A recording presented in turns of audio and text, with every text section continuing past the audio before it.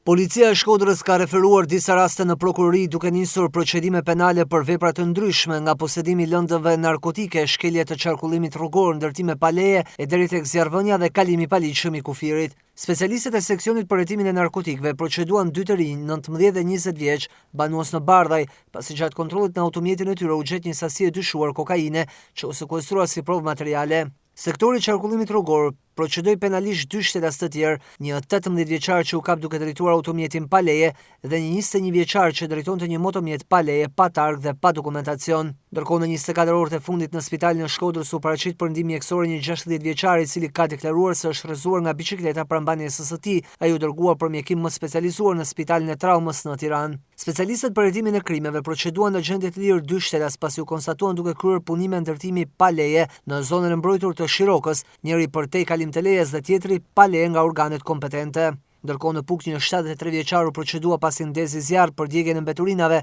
dhe si pasojë përhapjes së flakëve, është djegur një sipërfaqe toke me shkurrë dhe barishte.